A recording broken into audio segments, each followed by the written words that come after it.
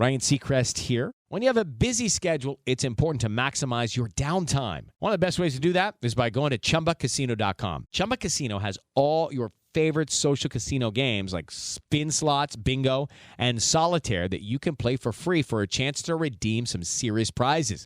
So hop on to ChumbaCasino.com now and live the Chumba life. Sponsored by Chumba Casino. No purchase necessary. VGW Group. Void where prohibited by law. 21 plus. Terms and conditions apply. Hi, friends, and welcome to another episode of your Bish Therapist podcast. I am your host, Melissa Reich, your Bish Therapist. And today, I am so excited to have two of our favorite people back with me today. I have Lyndsay and Brady from Recap Rodeo. Hi, guys. Hello. We're back. We're here to lasso up some drama again. Well, you two have become fan favorites very quickly. I was telling you before we started the show that I was doing a private Zoom with subscribers, and we were brought up. People love you so much. You guys and Mandy for sure are super favorites. And someone joked about loving whatever comes out of Brady's mouth. And so Someone has to. That's right. God Someone bless. has to. That's right. And so I have the fabulous duo together again. And today we are going to be talking so many things, but we're going to talk Love Hotel. We're going to talk, of course, the Valley. And I hear that maybe Lyndsay and Brady have some differing opinions on that. So we cannot wait to talk that. Please be kind. Oh, God, that's hilarious you say that, because some people will always be kind and then some people will just never know. Yeah. But, I know. what can you do? And then for our one non-Bravo show, we are going to be covering Secret Lives of Mormon Wives. Oh, my God. Oh, man. The craziest women in the history of Utah. I thought like the Real Housewives of Salt Lake City was wild, but these Secret Lives of Mormon Wives women put that to shame, honey. And so, Brady, where did you get to with Secret Lives of Mormon Wives? Okay, I keep falling asleep with it playing on the TV, so I got somewhere in the middle of episode 8 by the end of last night. I only got through like 1.5 more, but I got to see the party, and so that was exciting. Oh, yeah. The Saints and Sinners party. The Saints and Sinners party, yeah. So I'm close, but I'm excited to hear what happens in the end. I'm not a person who gets upset by spoilers, so I'm excited to hear all about this big dramatic thing that happens at the end of the season. Yes, because Lyndsay and I are definitely going to have to talk about that. So I'm excited to hear. Yes. Yeah, we'll give everyone, like when we start it, we'll give everyone a spoiler alert, because if you're not done and you don't want to hear it, we'll give you time to tune out. And then, or if it is wild. I was like, holy moly. So let's just get into it. One thing I just want to remind everybody of with Recap Rodeo is that they have this really fun platform where you talk about, like, you do a bestie and a frenemy, and you talk about like one non-Bravo show. And so when you're on, I love doing your format because it's just like, it's so fun. It's so neat. And, I just love everything about it. Oh, thank you. Let us start Love Hotel, because that'll be the quickest, because I feel like once we get to the Valley and Secret Lives of Mormon Wives, it's all over. Like, that's just an hour and a half right there. So what have you all been thinking about Love Hotel? I mean, so it's funny because I feel like I'm usually the one that gets Brady to watch things. And I knew Love Hotel had started, but I wasn't really sure. But Brady started it before me, and he said, Lyndsay, you have to watch it because it feels like there's light on Bravo again. It's just a fun show. It goes by quickly. There is drama, but it's not like Housewives drama or Valley drama or the darkness of the Valley. Like I needed a break from being triggered 24/7 from Bravo, y'all. I'm tired. And I just put Love Hotel on, and I love that all these just horny women on my screen, all these, like, some of these beautiful old men. You know what? I'm here for it. We're here for love at all ages. We are. Yes. Of course. I am obsessed with Love Hotel. It is the breath of fresh air that we needed. Like Lyndsay said it perfectly. There's too much darkness. It is so fun. I could watch Giselle and Ashley do about anything at this point. I just really love their dynamic together. And Giselle is just such a perfect person to be on a show like this because she's so like no bullshit. And it is so fun. It's so fun. Also, like Ashley falling in love with this old man, but then having like hot young Wale. Like she so clearly has a like old white man type. It's so funny to me. And it's so funny because you look at Ashley and she is like, Ashley and Giselle and Countess Luann are some of the most beautiful humans I've ever seen in my life. Fuck Shannon, damn. No. And so here's the thing. Listen, I wasn't being shady. Shannon's only beautiful in her DUI photo. He did look great there. Stunning. Shannon has never looked better, but Shannon sticks out like a sore thumb, right? She's not your quintessential. She's just like that one thing in the fruit bowl that just doesn't quite match, right, with like the other ladies. And so, but honestly, Shannon has never looked better. I just have like real beef with how Shannon behaves. I get it. So, but I feel like this show was made for like people like Ashley and Giselle, but they are so gorgeous. And I'm like, Ashley, what is with these crusty old white men? I don't make it make sense because Michael Darby looked like Gollum. Michael Darby. Ashley was his precious. Oh, for Actually, sure. No, I don't think Ashley was even his precious. I think it was like the men and other women he was sleeping with behind her back, actually. Because I think you're right. Despicable human, morally, I think. Yeah. I don't know what it is. I mean, Ralph did take off his shirt and he had, you know, like older men get that body where they're like fit, but they're like older. It's like a fit older man body. Yeah, dad bod. I think that's what they call it, right? Kind of like a dad bod.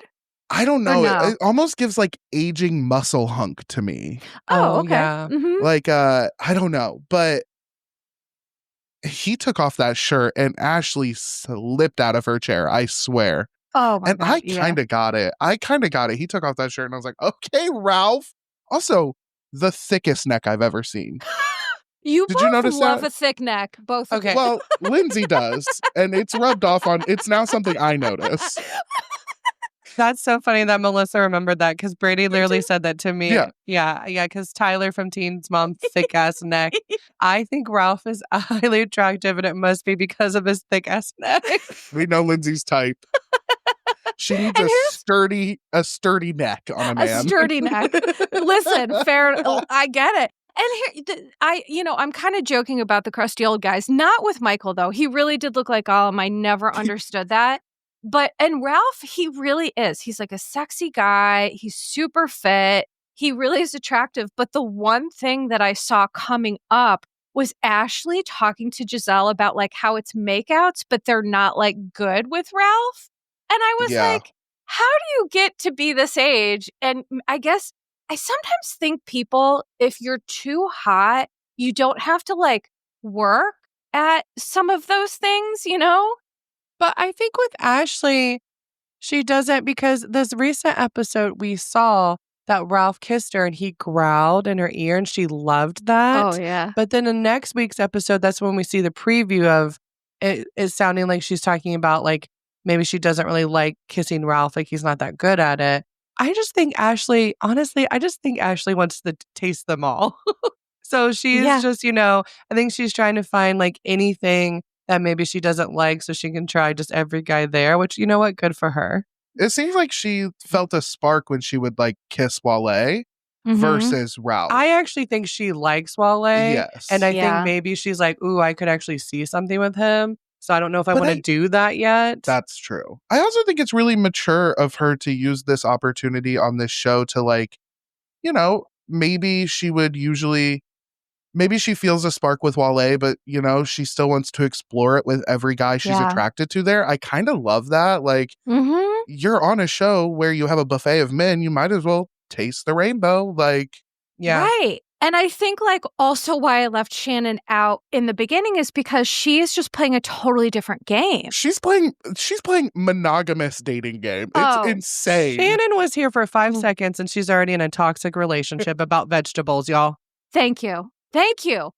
Thank you. And that is why I talked about on my podcast how I feel like I know that Shannon is the problem because you have left these, like, quote unquote, she called them narcissistic men, right? Which I always want to ask whenever a housewife uses that term. I want to ask, what does that mean to you? Like, does that mean he's selfish? Does that mean you feel like he doesn't have empathy? Does that mean he wasn't attentive? What does that mean? Because I just feel like this word is like therapy speak is thrown around and people are just like, da, da, da. And I'm like, what does it mean to you though? Like, let's get more descriptive. I'm so tired of hearing that word. Well, and it's different. It's like, sorry, I didn't mean to interrupt, but everyone has narcissistic traits. Everyone. Me, you, Brady, all we of all us. do. Yes. Narcissistic. Brady's like, not me. Narcissistic personality disorder is a whole separate thing. And I think that's where people get confused about because to actually get diagnosed with that, which I believe is like very low in the pot. I don't think a lot of people actually like get diagnosed with that. Doesn't mean it's not out there. A lot of people don't actually go and get that diagnosis. Right. And so I think that's where like it gets confusing because like a narcissist, like, are you actually saying they have a personality disorder or they just have traits? Right. And I appreciate you bringing that up, Lyndsay, because I talk about that all the time. We all have traits and tendencies, the three of us, all human beings. But like, I look at it on a continuum. And so if you're like on like the upper half of the continuum, right, that's where we're going to start to see problems with people's relationships, their work environment. Like it's going to start to bleed over into other things. And now, do I think that there are people in the Bravo world that have a full-blown narcissistic personality disorder? Sure, I do. Sure, I do. Will I name them? No, I won't because I will get sued. I won't name them. Okay. But I think we can all guess maybe some of the folks who I'm talking about, which we'll talk about later on this podcast. I'm so dumb. Was the name 'em joke because we think Sutton's a narcissist or no?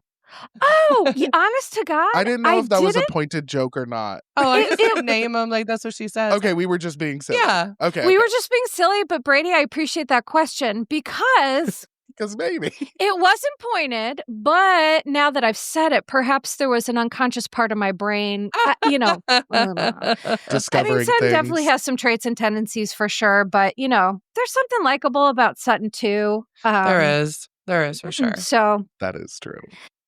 But with Shannon, I feel like she is recreating all of the chaos with men she doesn't know, which means that she is the problem. Because it's not Earl the Pearl. It's not the fact that he doesn't eat vegetables.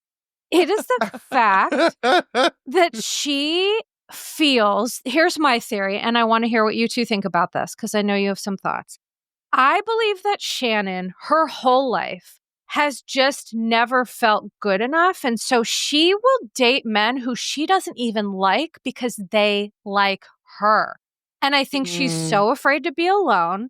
I think on the Love Hotel, she feels really like she sticks out like a sore thumb because all these other men, like to your point, Brady, everyone wants to kind of taste the rainbow a little bit, but not Shannon. She's like, I want to find my person and just ride that out. But then Earl does one thing, and then all of a sudden she's moving on to Adam, who was Countess Luann's discarded man.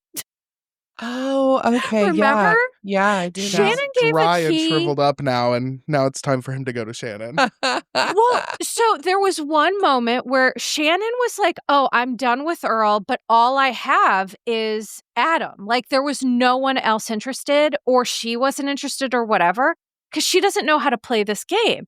And so there was one scene where Adam is walking with Countess Luann and Shannon, and he says to them both, if the two of you were one person, you'd be my dream woman. And I was like, bye, bye, Adam. Bye-bye. I remember you that. freaking idiot. Who says that? That was wild. I love that. That was an inside thought. It's not definitely an inside thought. Lyndsay, right. Some thoughts are not meant to be outside. That was an inside thought.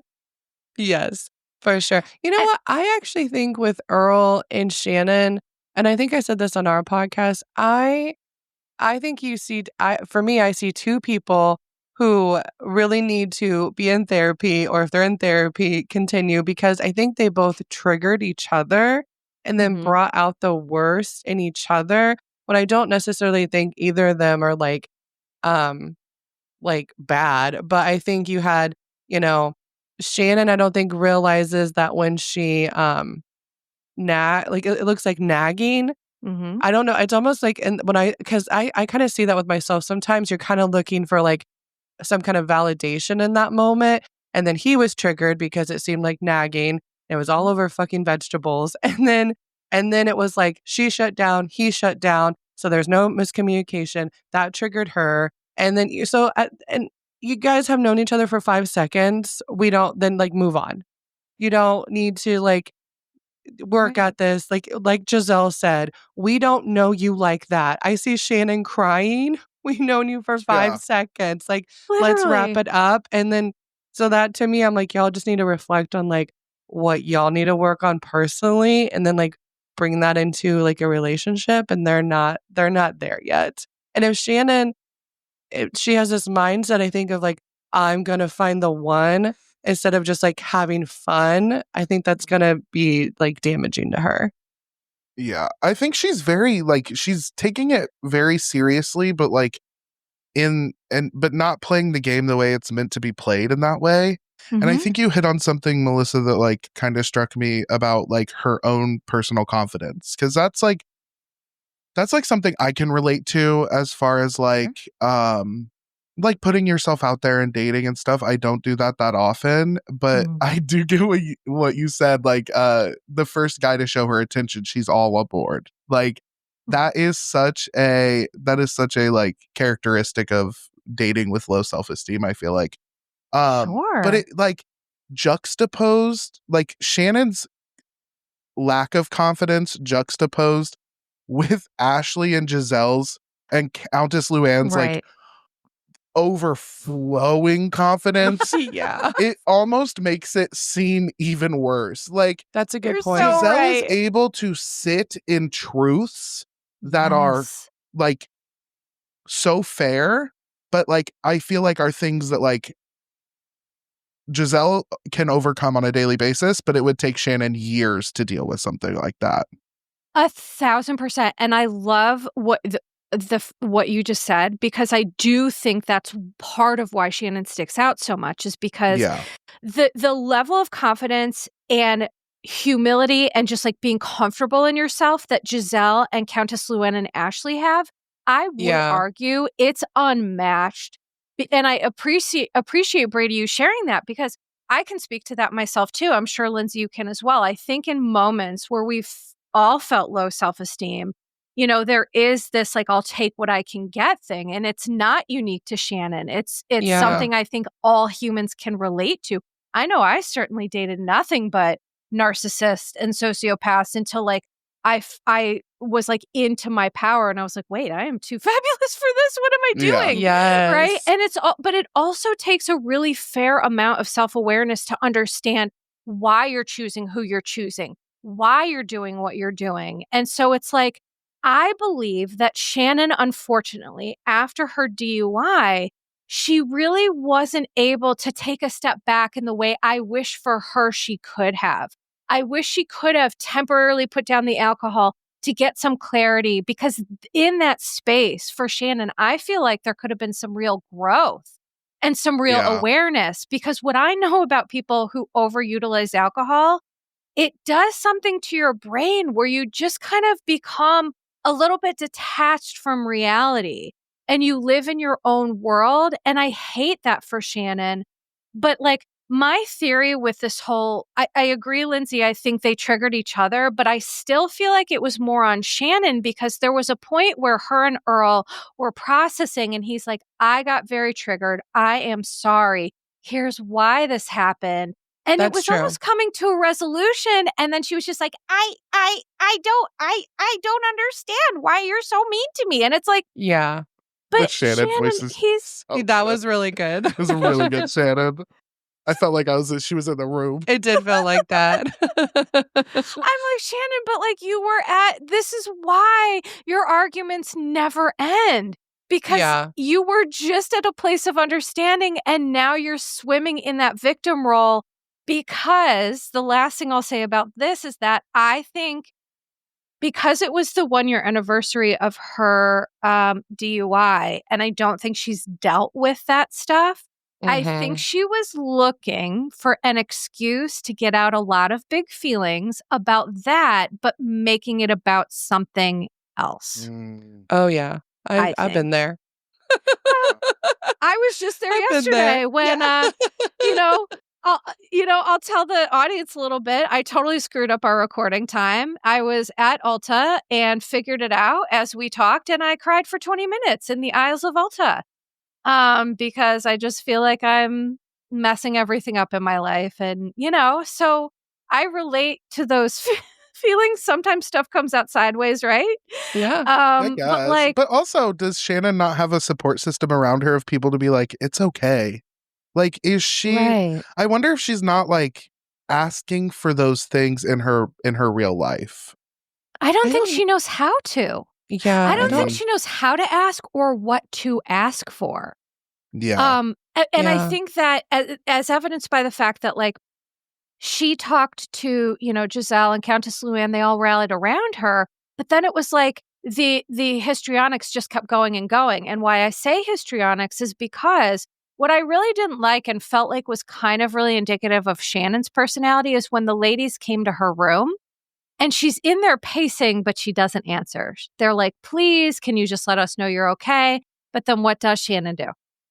She cock blocks Ashley and Wale at the bar. Yeah. And it was just like, girl, you know exactly what you're doing. But it was because she was like so dysregulated. When you're dysregulated and emotionally and you rely on other people to be your anchors, well, you've lost. You've just lost.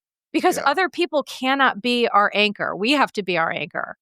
So, what did you think about that whole mishigas? I literally don't remember her pacing in the room and not answering the door. It sounds, I have a little joint after work. I watch my little shows. Sometimes I forget parts, but fair enough. Fair enough, Brady. I feel like that totally tracks for Shannon. She, she falls into the victim role so easily, and then she needs people to come and check on her and make sure she's okay.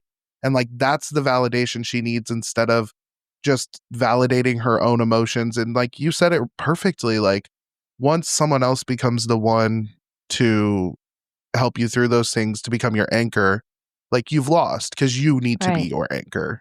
And I think like she's definitely in that cycle. Yeah. And you know what I said on my podcast? I hate to say it, but I think Shannon is a queen baby. Yeah. The counterpart to the king baby. I really did see like a lot of queen baby behavior. Yeah. And again, it's wrapped up in this ball of like, I'm struggling, so it's hard to call her out on it. But like for me, it's just like super easy to see. And I like Shannon. I don't think she's a bad person. I just think she needs to understand her worth and her value and do some work on herself. But guess what? You can lead a horse to water. You can't make him drink. So, what else? Tell me what other thoughts, as we'll wrap up Love Hotel in a couple minutes, moving on to the Valley, but other, thoughts, things that have stuck out to you both about Love Hotel? Not that I can think of. Like I said, I'm just having a fun time watching it. And, I will say this. I think this was just important to know. The reason why I love Love Hotel, when Ashley and Giselle were literally in a talking head together, talking about them both and like both being into Ralph. And I love that because if this was Housewives, this would have been 5 episodes. You're stealing my man, all this drama. And they got to laugh at each other about it. And Giselle was like, yeah, I'm not really into him. And then seeing Ralph talk to both of them and being like, I like you both, but Giselle, I don't think you like me. And she's like, I don't, bitch. Yeah. Giselle's like, valid. And Ashley's like, put your tongue in my mouth. But then I still like, even though they were sitting, I just feel like that communication was so open, clear, and honest. Mm-hmm. It kind of, that is one of the things I was thinking about when we were talking about Shannon, is like, sure, the other women have this confidence, but so do these men.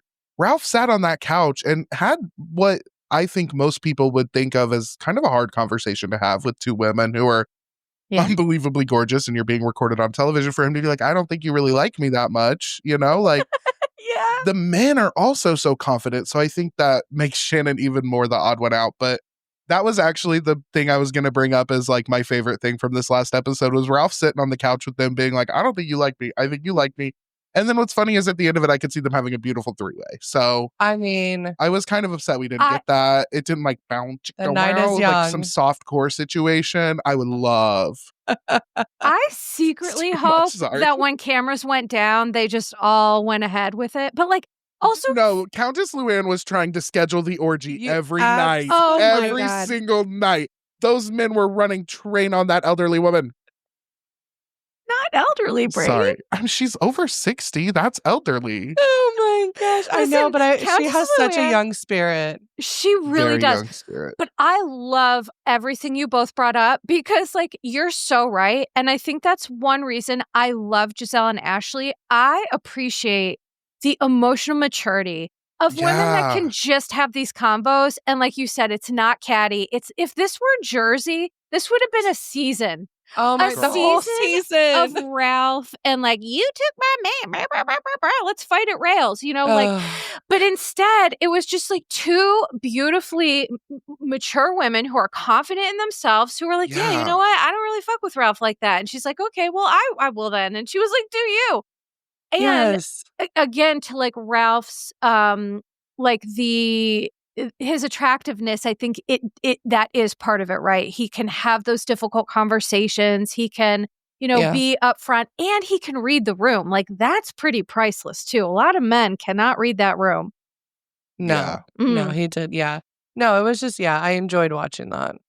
So, I'm also excited to find more about this Bel Air man that Giselle is kind of getting a little bit more into. I want to know what's up with him, because he seems quiet. Yeah. I want to know what work he does. Like, why does he kind of look like a hippie, but also like, I feel like he's a billionaire? He's definitely mega rich. I mean, he has what did they call it? A double R, triple Rolls Royce, something. Yeah. He is like, and he lives in Bel Air and has like, and Giselle, here's the thing. This is funny that you bring that up. I saw in an after show or something, and I can't remember what it was, where Giselle and Ashley were joking about like how Phil is rich. Like, they've seen the Rolls Royce, which makes me think, I'm like, oh, Giselle has seen it? Has she picked Phil? Did we get a little tea there? Or is it they just like, you know, I could see Giselle just being friends with all these men and just like being cool and having a kiki. Ryan Seacrest here. When you have a busy schedule, it's important to maximize your downtime. One of the best ways to do that is by going to ChumbaCasino.com. Chumba Casino has all your favorite social casino games like spin slots, bingo, and solitaire that you can play for free for a chance to redeem some serious prizes. So hop on to ChumbaCasino.com now and live the Chumba life. Sponsored by Chumba Casino. No purchase necessary. VGW Group. Void where prohibited by law. 21 plus. Terms and conditions apply. So we'll find out. But like, I think Phil was a major player in the recording industry, and I think he really has stuff going on. He gives like Rick Rubin vibes. Like hippie spiritual guy, but like musical genius who's like putting a little bit of reverb on it and is like perfect. Totally. Yes. Totally. So spot on, Bray. Absolutely. So I will be interested to see the rest of what happens here, who the ladies choose. I encourage everyone to tune in, because it is, you're right, it's like a breath of fresh air on Bravo, because the Valley is so dark. You know, I feel like everything has been so dark. And so speaking of the darkness, I guess let's just dive into it. Let's do it. Talk about the Valley. Oh, man. I have to hear from the two of you first. You both said that you have kind of differing opinions about some things, and I just want to know, tell us, what are you thinking of the Valley? Okay. Well, first of all, where we both agree on is don't put words in my mouth. Well, we I could have changed my opinion since we recorded our That's podcast true. I don't yesterday. think you'll we change know this. me. I'm a Gemini. I don't think Hello. you'll change this. I'm really disheartened by the comments that I'm seeing about Jasmine. And I think I'm unaware. I think things are getting lost at really what the issue is when it comes to Danny and I'm just gonna say Danny. Nia's a whole separate thing, and it actually makes me sad that she's getting lumped into a lot of this. But I'll talk about my thoughts with Nia. But Jasmine, I saw a situation where this really horrible thing happened, and remind you, it was a horrible thing. And Jasmine had a perfect monologue talking about queer relationships, specifically with lesbians, how when they go out, they are treated like meat. How they straight men treat lesbians. They're fetishized. Yes. They are treated like, you're not actually gay. I can touch you. That is a real thing that happens. Yep. And that is what happened.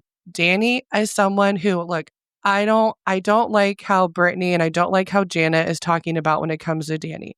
Obviously, though, there is an issue as far as when he is drinking. Sometimes he becomes an asshole. That's just like what it is. They call him Dark Side Danny. Yes. If there's a nickname for you when you get drunk, that's something to look at. I'm just going to leave that there. Yeah. But obviously, he's the guy who gets drunk and some inappropriate behaviors happen, whether he is being inappropriate with women or he's just that drunk asshole that's loud that we saw season 1 that gets a little angry.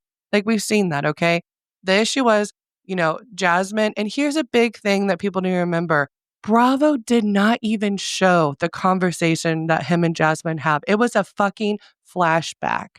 That is disgusting. Yes. So we didn't even get to really see that.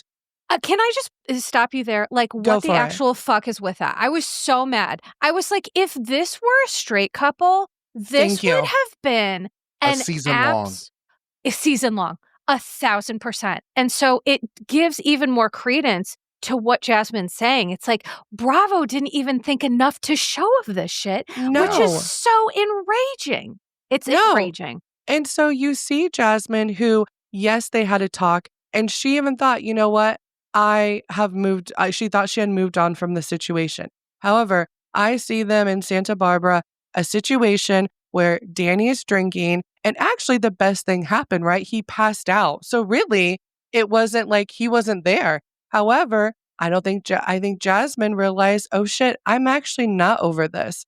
I actually am not comfortable being around Danny in drinking situations. And she did take it out on Nia. And guess what? Jasmine in this episode took accountability and apologized. She did not want to make Nia upset. Right. But so she realized I was triggered, but she took accountability for her actions. But it's still getting lost as far as I just feel like people, I'm just seeing a lot of leave Danny alone and all this stuff. Danny did this. Yeah. It's kind of being hidden and not really addressed or addressed in weird ways. And I just I feel like that's what's really getting lost. And I really feel bad for Jasmine because just the comments that I'm seeing, I'm just these are gross. This happened to her. She's allowed to be upset. She took accountability for she shouldn't have went after Nia. And Luke even brought up, we all were drinking. So what is the issue? And that was valid. But Jasmine was able to explain herself in a good way. And I feel like that is what's getting lost. Mm-hmm. And I just need people to remember that. And that's nothing to, we'll talk about the actual Nia and Danny component, I'm sure at some point, but that's just my feelings as far as what is not being people are not seeing. Well, and I'll agree with that too. I'm a gay man. So obviously how people treat me and how people treat gay women is very different, right? That is not a comparable experience at all. Well, from gay women I know, multiple gay women I know have literally said the exact same thing that Jasmine has said. Mm-hmm. And so let's listen to our lesbian sisters about their experience with men and straight men in particular and the way they think that they can operate around gay women and treat them differently. Mm-hmm. I think Jasmine, yes, took her frustrations out on Nia, but she did. She took accountability and apologized. And I think like we just need to be giving more credence to like what Jasmine has experienced. Mm-hmm. And I feel like it's wild that like Danny's the victim in this. And I'm like, what?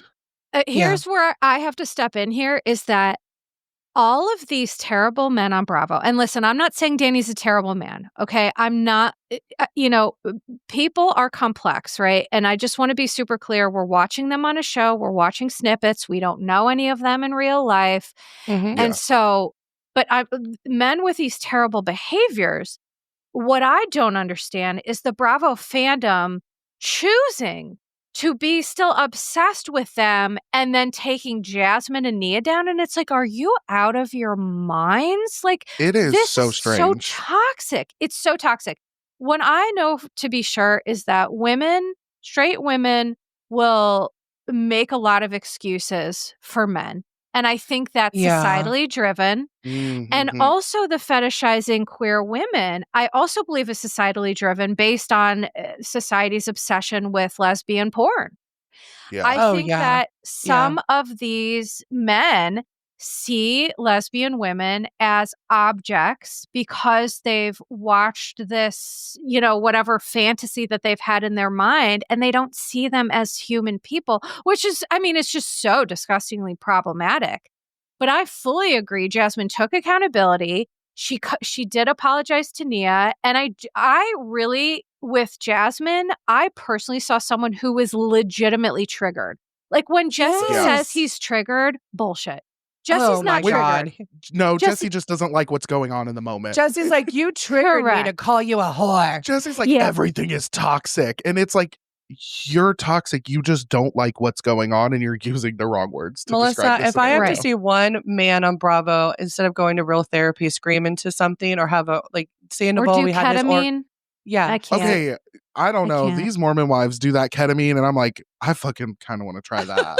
That seems like a good time. We can talk about all of that. And here's, I'm all for, I think healing takes a village of tools, right? But like what it irritates me is like people want to look at one thing and they're like, this is going to do it. And it's like, no, bro. I have like such a crazy history of trauma, right? And I have to grind every week in therapy. I have to do holistic things. I have to do, tools and all. It takes like, it is a full-time job for me to not go out and act like a toxic asshole because I'm having a hard time. It really is hard. And so that's the thing that frustrates me is like people looking at like, oh, well, ketamine's going to do it. And it's like, well, it could help you in your journey, but that's even psychotropic medication, which I'm on, right? Proudly. That's one part of my toolbox, right? Yes. It's not going to help. I got to work on those other things in therapy. And so they love to do the one thing. They do. Right. And that's one trick ponies on Bravo. Yeah. And they're like, well, this is a good storyline. It's like, no, it isn't.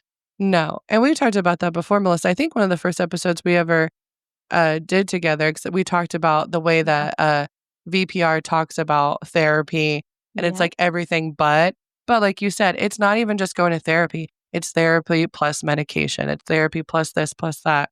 And that's what's like, it's so hard. But I will say, so this is where me and Brady differ. And I'm very curious, Melissa, what you think of this. Where we differ is when it comes to Nia, I have said this for weeks now on our podcast. She lives in toxic positivity. I have said that about her. However, this recent episode, we got to understand why she does that.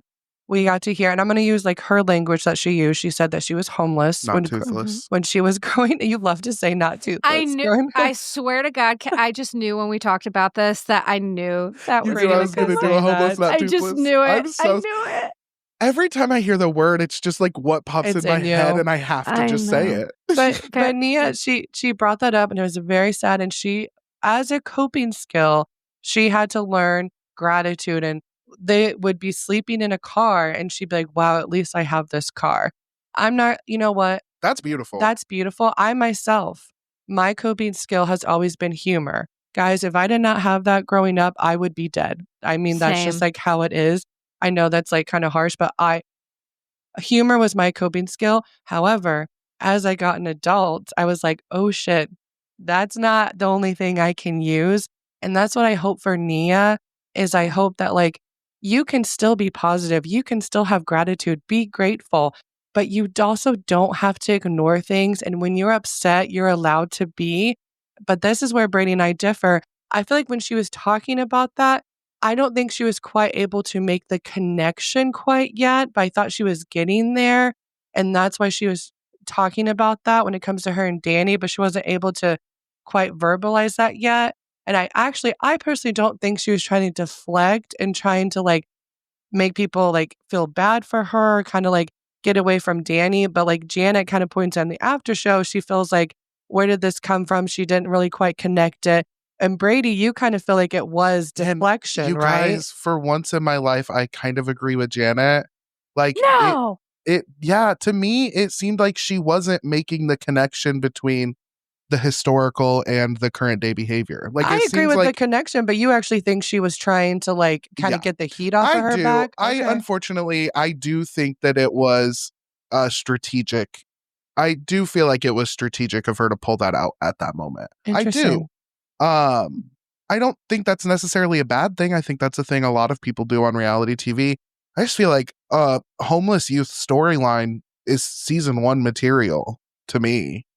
That's crazy. No, that's not. Like, that seems like something you would talk about on a show, right? Like, not if it didn't come up first. Like, you know, I don't know. And also Nia, the very first season was postpartum, like literally just postpartum. She also was like, it to me, this is a time where it actually organically came up well. If she would have just pulled this out first season, why are you talking about that? But this actually felt like a time. And I agree. Nia didn't say, this is why I'm saying this because I do like sometimes live in toxic positivity when it comes to Danny and I's relationship. She didn't say that. She didn't get there. I think she was trying to, and maybe that's something she's realizing herself. But I don't know. But also, like, and to be fair, I don't know these people. Maybe Nia, that's what she was doing. You know, I'm not saying you're wrong. Yeah. I just didn't see it that way. I actually thought she was having an authentic moment. But I'm curious, Melissa, how did you see that? So I see all sides of it. I definitely do. But my personal belief is more aligned with Lyndsay, where I think the reason why Nia didn't bring this up is because I think this is such a source of unresolved trauma. Yeah. And what I know is that, so what I talked about, I went on Mary Payne's podcast, Pink Shade. Oh, yeah. And we talked about, I brought up scarcity trauma. So scarcity trauma is when you grow up and there's kind of, Abraham Maslow has this hierarchy of needs. It's like a pyramid. And on the bottom, you know, Lindsay's super familiar with that. On the bottom, there are our most basic needs of like shelter, food, and safety, right? Yeah. And if those needs are not met, it is almost impossible to develop in the way that other children get to develop. Nia didn't get the chance to develop. Like, children play and they laugh. And if you're unhoused and you're living in a car with your mom, she was robbed of those opportunities, number one, which created, I guarantee, very complex trauma that I see a woman who hasn't dealt with that. I see a woman who's starting to put pieces together, but as someone who, like, people look at me, right, and they think I'm like super aware on all this stuff, but there was a time where I wasn't aware of how my trauma was really impacting me in some ways. So it's like, I think it's a process where she's starting to get there. But another insight I had about this is that when people have scarcity trauma, I believe that Nia grew up in a very secretive state because when you know that if you go to school and someone finds out that you're living unhoused in a car with your mom, they know children and youth are probably going to come in and take them away from their mom. And guess what I think her inner child is afraid of? I think her inner child is scared that they have this family, that Danny has this job, that if this alcoholism storyline goes anywhere, he will lose his job. They have all these kids to support. They will be homeless. Where will they go? But I don't think she understands. I think I understand it in ways better than she does because I'm watching it and I'm having that awareness. And so to wrap up is I think Janet was an asshole. Was a straight up asshole.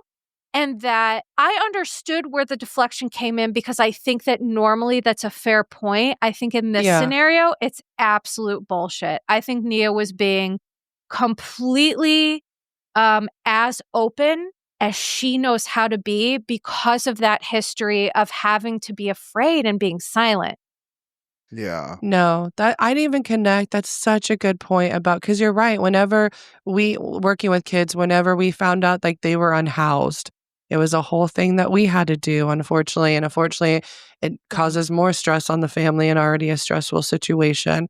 And so that makes so much sense. And I also we do with Danny and Nia's friends, they do really, because you're on a reality show, you do really have to watch with how you say things, even if you don't mean, I actually do believe Janet in that moment. What did Janet say? Wait, what was Janet being an asshole in the moment about? Well, on the after show, I heard saying it was just deflection. But on the show, Nia got upset because Janet was saying, I was with someone who had drug and alcohol problems. And that really set Nia off. And I actually think in that moment, Janet was trying to relate to a past experience. However, language that you use is important. I don't know what kind of language that Danny and Nia use for themselves. It kind of worries me a little bit because I do kind of think Danny downplays his behavior as far as what happens. He does. And I don't like that. But I also know, and I cannot remember what I was listening to, so I so apologize. But whoever's listening to this, if you listen to this podcast, it sounds familiar. But they brought a really good point as far as you have to be careful with your words, because Danny, being a voice actor, they could hear this, and sometimes in actors' contracts, if they hear you know what I mean, literally he could lose his job. And I'm not I personally, I don't like Danny. I don't fuck with him. I don't want this man to lose his job. Right. They got 2,000 kids. And I'm not saying he's a bad person. I don't know this man. Do I see behavior that's alarming? Yes. However, as I'm it is not my job or place to label anything or to we're just talking about it, trying to have our own theories with it. But Janet and Brittany, y'all are their friends. How on reality TV, when you say things it, I mean, people can create their own narrative with it. Again, do I think Danny does things and him and Nia both downplay his behavior? Yes, but that's their marriage. I don't like how they handle things personally in their marriage, but that's how they do it, and it works for him. That's fine. But I just that's a huge thing with this too, is that's what makes me mad, because I feel the Janet and the Brittany of it all, the way that they got into it, again, the Jasmine part of it got lost. Jasmine has the validity, but then the two people are screaming about lying about your life. And it's that's not the issue here. No, and then it looks like everyone now is praising Nia and Danny, and I don't necessarily think we need to do that either. Yeah. And I think that's why Jasmine was so triggered, because she's like, hey guys, my feelings aren't valid here according to you. And then people are just doubling and tripling down on that, making it about Danny and Nia and completely ignoring her. So I think that she was triggered again. Well, and I wonder, Melissa, do you think, because we saw, we saw flashbacks to Danny and Jasmine having a conversation. I'm really curious if Jasmine and Nia really have had a heart-to-heart, because I kind of think Jasmine is upset with Nia because I don't think she thinks Nia's taking the situation seriously. Not that Nia, and Nia said after this, they went to counseling, they went to marriage counseling. Right. So they're taking it serious for the relationship, but I'm very curious, what Nia has said to Jasmine, because I think it would mean a lot for Jasmine to hear from Nia, you know what I mean? Something about the situation. Also, even from Nia, hey, when my husband is drunk like that, I will make sure, I'll do my part to, make sure he's not. But that's that Nia shouldn't be on Nia. Yeah, that's not her. Well, it shouldn't. But it's something Nia could tell her friend. I guess, yeah. But you know what I mean? Hey, if I'm bringing around my husband that you're low-key scared of. Well, here's the thing. Jasmine's going to have to decide, and this sucks for a reality show. Jasmine's now going to have to decide, can I be around this man in situations where there's drinking? And that's what sucks, is I kind of feel like she's going to feel yes, she's going to be forced to, because they're on a show and drinking is always going to be involved with these people. So in that, that makes me feel sad for Jasmine because I hope that she has separate support or a separate outlet to kind of process those things because, you're basically always going to be in a triggered environment. Right. And I mean, that's where I feel like where I come in with what I do, where it's like, okay, reality TV is great, but like at what cost of mental health? Yeah. And I think for me, the thing with Danny and Nia that I can recognize, and going back to Brady's question about Janet being an asshole, is like, so I've worked in drug and alcohol, right? And like when people come in, there's called the motivational stages of change, right? And there's a couple different stages. But when you're dealing with drug and alcohol, there's a lot of denial and minimization, just period. Like no one is like, yes, I'm an addict and I, blah, blah, blah. And so I think that Janet is just like an emotional bull in a china shop where, it's like Nia and Danny are clearly having struggles over what is this and what's going on and hiding some things in secrecy, which, by the way, secrets keep us sick in addiction. And so I think that's what we're all reacting to also, which is like we can see Danny has some troubles, but we can also see that Nia is trying to just like keep her family together on reality TV, right? These are just scenarios that you wouldn't see in normal real life. But when someone is like struggling with defining something and then they hear someone say, oh, I also dated someone who was an addict, it's like, hold on a second. We are not here to say that Danny, the voice actor, is an addict because to Lyndsay's point, there might be clauses where I forget what they call them. Morality clauses, maybe? Clauses. Yeah. And so I just think that one thing that I am going to draw a correlation between the Valley and Secret Lives of Mormon Wives is that there's this group of people who, instead of coming from a place of understanding with each other, they immediately jump to conclusions and just start fighting without even understanding what may be happening behind the scenes. And I just think it's so problematic because the one thing I'll say about Danny is that, addiction doesn't always look like Jax, right? Like Jax is a clear definition of someone who's like addictive behavior through and through. It is Ryan Seacrest here. There was a recent social media trend which consisted of flying on a plane with no music, no movies, no entertainment. But a better trend would be going to ChumbaCasino.com. It's like having a mini social casino in your pocket. Chumba Casino has over 100 online casino-style games, all absolutely free. It's the most fun you can have online and on a plane. So grab your free welcome bonus now at ChumbaCasino.com. Sponsored by Chumba Casino. No purchase necessary. VGW Group. Void where prohibited by law. 21 plus. Terms and conditions apply. Mm-hmm. But there's this, there's binge drinking. There's these types of behaviors that societally get seen as like, oh, no problem, right? Like binge drinking is super societally acceptable. It's like, oh, well, you're not drinking every day, but when you do drink, you're getting so out of hand that you're blacking out and you're being sexually inappropriate. And like the thing that I'm noticing is just like Danny's behaviors are causing problems for everyone but him. And that is such an addict thing, if I'm being honest. Like that is such a thing that you see in addiction where it's like the addict is here and everyone's fighting around them and they're just doing their thing in the middle, drinking, using their substance, not taking accountability, and the ripples are all around them, And so that's what I observe here, that it's like, his behaviors have led them to have to go to therapy, individual, group, and family therapy. Okay. That's pretty intense. That's such a good point that you bring up about, again, whatever language that Danny and Nia are trying to use or wanting to use for them is totally fine. But we are seeing someone like when they went to the wine place, he drank a lot to catch up quickly. And like you using the term binge drinking, it is like society-wise, that is looked as fine because I got a lot of messages from people. I just think Danny binge drinks, and like, okay, like that's. And I'll talk about like my own personal experience. I don't drink anymore. I stopped drinking when I like turned 25.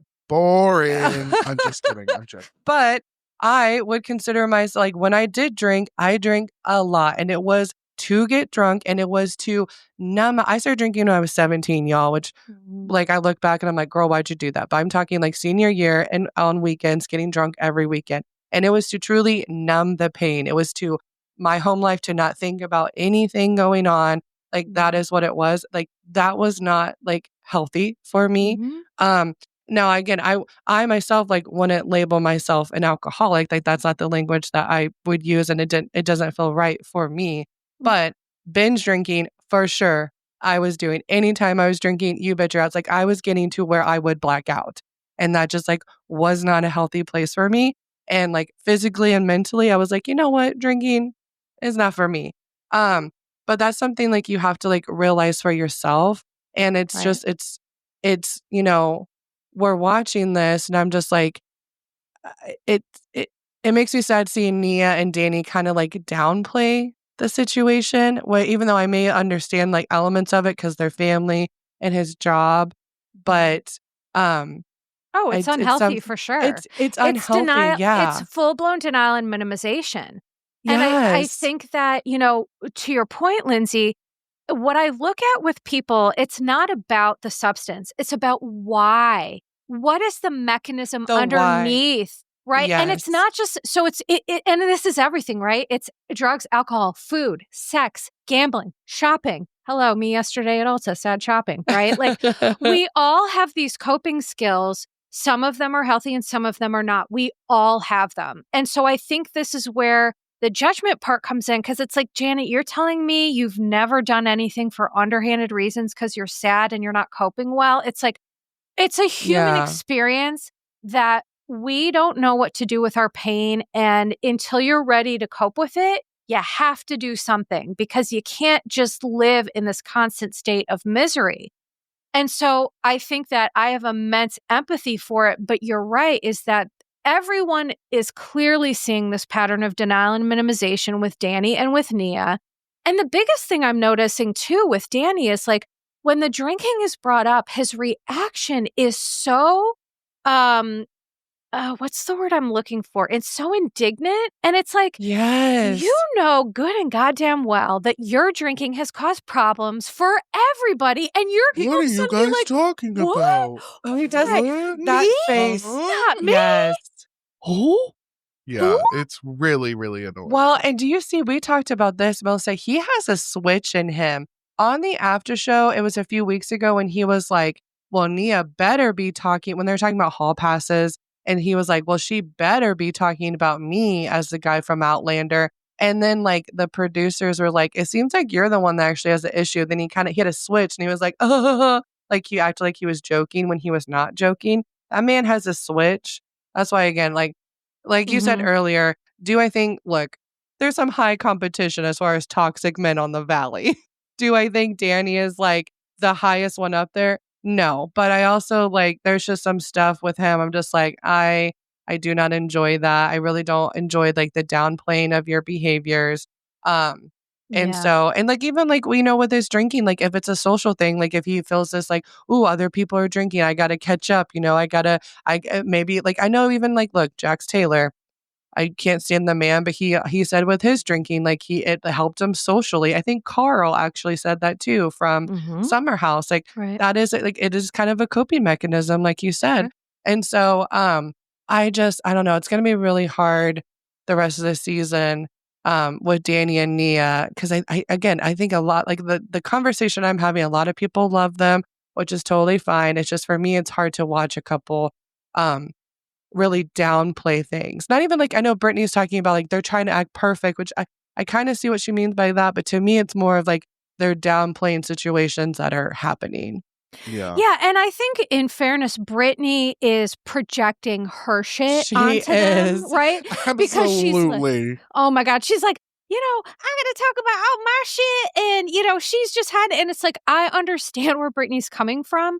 But also Brittany needs to give Nia grace, because she was Nia, but that's why she's projecting, for 9 right? years. Brittany's projecting, right? She's like, okay, I did all the stuff that Nia's doing with Danny. I recognize it and it's triggering the shit out of me. And it's like, but Brittany, remember how long it took you to get to this space? How many years has this taken to get to the point where you're calling out Jax for being what he is, an addict, and someone with abusive behaviors, right? Like, it's gonna take Nia some time to get to the reality. Like, she has to do that with herself privately, and then that can come publicly, right? Like, when you're coming to terms with shit, no one does it on reality TV for the first time. Like, you have to do it with yourself. That's such a good point. Yeah. And you know what? And Nia said, like, her and Danny, she said they're in individual therapy. They've been to marriage counseling. I mean, they are doing. I want to see those receipts, because are you going to the person at the church? Well, since Mandy told us they go to a mega church, it does kind of make me side eye them a little bit more. I'm like, are you going? What's that? What's the person? Is it pastoral counseling? And here's the thing. Let me say one thing quick. I was in my counseling program in graduate school. I was in with a priest who came to get his degree so that he could do good pastoral counseling. Okay, and love that. He was a wonderful man. He was good at what he did, and I supported it fully. So that situation, the only reason I bring it up is because normally I'd be like, what kind of bullshit is this? But if it's someone who's qualified, mazel, great. But I think we all know, oh gosh, I have to be diplomatic how I say this. If you're looking at a mega church and you're looking at what are the morals and values of that church? Like, is this a Joel Osteen situation where there's a tragedy in New Orleans and he's like, no one can come in my church. I don't want you dirty, filthy animals in here. Because if that's the kind of mega church we're talking about, well, then what kind of counseling are they getting? For sure. Right. Yeah. So TBD, before we move on, any last thoughts about the Valley? I would say, to defend my thoughts at the beginning of this. You don't need to defend it. You're allowed to think that. No, because they've evolved. They've evolved. Oh, because I do think it's hard for me to take myself out of thinking about them thinking about being on the show. Mm-hmm. So like when she's telling that story at this convenient time, in my head, it only could have been like strategy, right? Mm-hmm. And I guess you made such a fair point that like she probably has not even processed any of that yet. And in my head, I assumed that was something she had already dealt with. Sure. And so I was coming from a place of assuming that she had dealt with it and that it's something that she had come to terms with. But now thinking about it as something where she's just kind of starting to figure it out, it does make a lot more sense that she wasn't able to make those connections with the behaviors in the moment. So will I say, do I side-eye the timing still? I will say yes. Fair. But I will say that I also understand that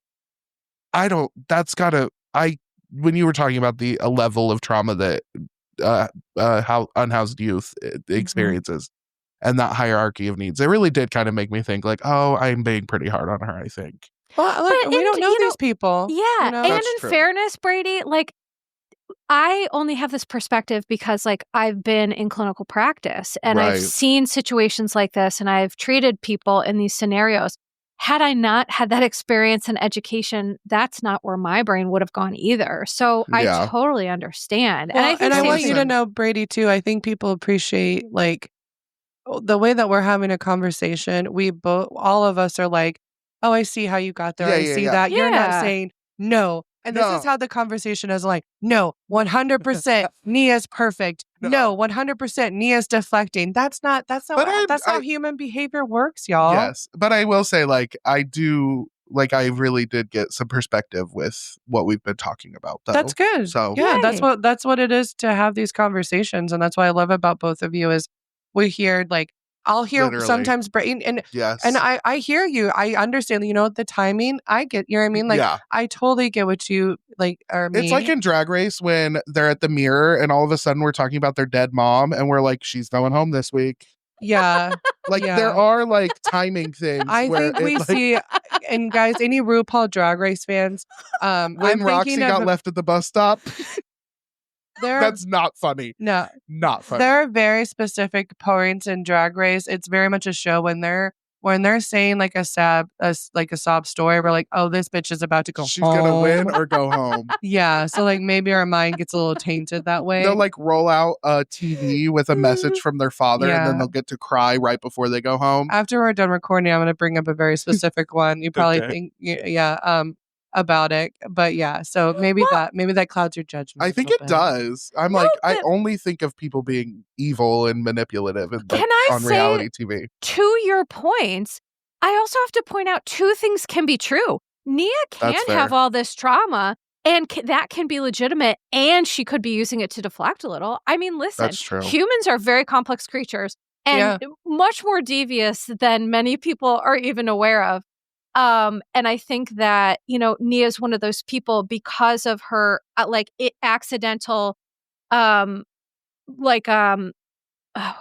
Lyndsay, you were saying, toxic positivity. There we go. Yeah. I think it's like a trauma reaction, but at the same time, that can inadvertently lead to some stuff using stuff to deflect or try to get heat off of her. So in fairness, I think that we all have points. Two things can be true at once. And, thank goodness that this is not our life. Amen to that. Bless. Yes. Oh my God. If I had a husband that I had to defend, the way I would not. Yeah. Yeah. Oh, I know. I'd be so quick. I'm always quick to throw my husband on the bus. I'm like, you're responsible for your behaviors. I'm not going to apologize for you. No, literally. Get him together, Melissa. Yeah. Oh, honey, we were out with friends the other day, and our one friend is in recovery, and he was like, oh, you must not get away with shit. And both of us were like, mm-hmm. No one's getting away with shit in this household. But guess what? Not even me. Not even Yabish. I don't get away with shit either, because if it's good for the goose, it's got to be good for the gander. So listen, our household is a household of truth. And sometimes I think people would burst into flames walking in here. What can I say? So let us move on. Bish can't get away with shit. Yeah. No, I can't. He doesn't. I can't. And it's, it's a wild scene up in here. I love that. Secret Lives of Mormon Wives. Let's get into it because let's do it. Holy moly. I watched, so Lyndsay, you were sick and you binged the episodes. I don't know how you did that, because I'm telling you, after episode 5, I watched 1 to 5 in one sitting and I needed help. I needed actual help. And I was like, I don't think I'm going to be able to finish these by the time we record. And somehow I did, but I know. It was a lot. Do you guys, I'm curious, do you like when a season is released all at once, or do you like it more weekly? I like it for this show.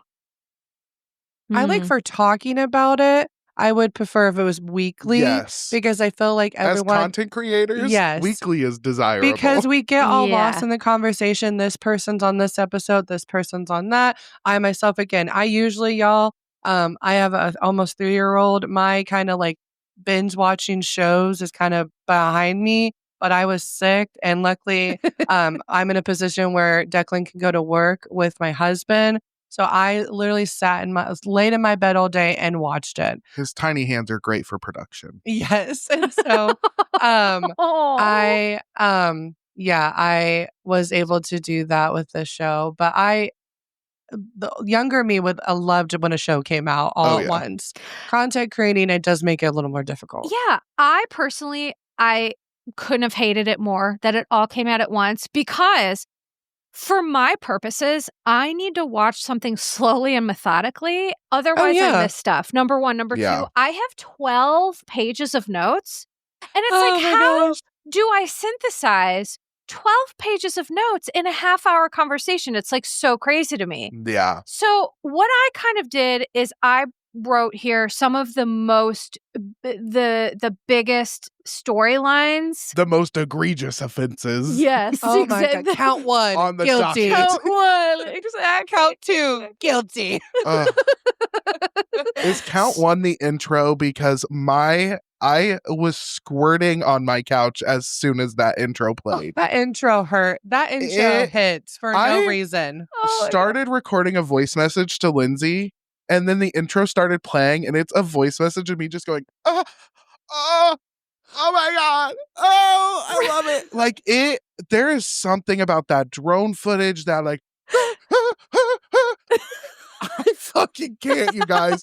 I don't know about y'all, but it gets me going. It's so good. It's so hot good. because here's the thing. It's just the most well done show. Whoever it looks incredible. The music, it's cinematic. And these women are gorgeous. Can I tell you? So my husband, what I do, he hates it. It's like we are just polar opposite people, right? But I'm watching the show and he's in the kitchen just meandering around. And it was a scene with Jen and Zach. And he literally looks at the screen and he goes, "Why is that gorgeous woman with that ugly nerd?" And I just cackled so hard. And I was like, honey, this is Utah. These women are with these men who literally should be undateable in any other scenario. And they get women to have 100 babies with them. And they have no business deserving these beautiful women's time. Listen, religion was created to trap women. Oh, no. Brady, say that again. Please religion repeat was created to trap women. And also, sorry. Lyndsay said, I'm sabotaging this audio. Hang on, try that again. Her whole microphone just fell off. She's trying to save us from ourselves, but we're blowing past this. Please, Brady, continue. I've got a second one to add. Religion was created to not only trap women with ugly husbands, it was created by kings to keep the peasants quiet. Boom. Oh, boom. Boom. I mean, you're not wrong. I don't feel like I am. Organized religion. Listen, and I was raised Catholic. I will fully bring that up, right? Raised Catholic, Father, Son, Holy Ghost in the church. Yep. Same. And then when I started to get old enough where, here's the thing with organized religion that I just have to say is that your perspective can be buoyed by whatever you want to hear in the Bible or in a sermon, right? So like if you're a homophobic, you're racist, you're misogynistic, you're going to find stuff in a Bible to support that. Mormonism, I compare a little bit to Catholicism because there's this cultish sort of vibe. And I know people in all religions who don't support those homophobic, racist, misogynistic, right? Like there are people in the Mormon religion who are like, this show is not indicative of what Mormonism is. Mormonism is about love. It's not about mean girl. It's about support. So there are all people in all religions who use it well and who use it as an excuse to be hateful. Let's just be honest, right? You're going to find that in any religion. Yeah. But for me in Catholicism, when I started growing up and I was like, wait, this is saying that like gay people are like not okay. I just remember being young and being like, fuck that noise. Like, what are you talking about? I literally had I'll never forget. I was in Sunday school in the 6th grade. And I remember sitting there and literally the teachers went through all these lists. If you do this, you go to hell. If you listen to rock music, you go to hell. If you're gay, you'll go to hell. And I remember 6th grade, you're like, 11, 12? I don't know the 12, age. I think. And I remember sitting there being like, this doesn't feel right. And I never got that from my mom. Like my mom was, the reason why we went to Catholic school. Her mom loves calling me the F slur. Stop. She's so homophobic. Stop. No, she doesn't. Brady. He's kidding, everybody. He's kidding. The best woman. But she, she was raised Catholic, and that's why we went to, Catholic church and Sunday school. And I remember thinking like, oh, my mom, like, I don't feel that from her. But I remember thinking like, but she's making me go to this Sunday school. Crap, I hope my family doesn't feel this way. Like, because in my little body at 12 years old, I was like, I don't have all this hate for people. And y'all, that is when I officially checked out. My mom dragged me to Sunday school. She dragged me to church. I couldn't tell you a goddamn thing about the Bible because I clocked out. I couldn't tell you what, because I refused to listen because I was like, even at that age, I was like, that doesn't feel right to me. I don't believe that. And guys, like I'm not Catholic, but I'm still a spiritual person. My God isn't hateful like that. Like what I believe in, like, I don't know. I think there's something out there, but like just for me spiritually, like my person who I believe in that doesn't have all that hate in their heart. So it's just like, and it's weird, like watching this the Secret Lives of Mormon Wives, because there is such that huge element of like religion in the Mormon culture, but then it also kind of gets lost because then you see these like women do like certain things. It was always confusing, like growing up going to Catholic church, because they're like, don't be gay, don't be gay. And then they have a statue of the most beautiful twink I've ever seen hanging up there.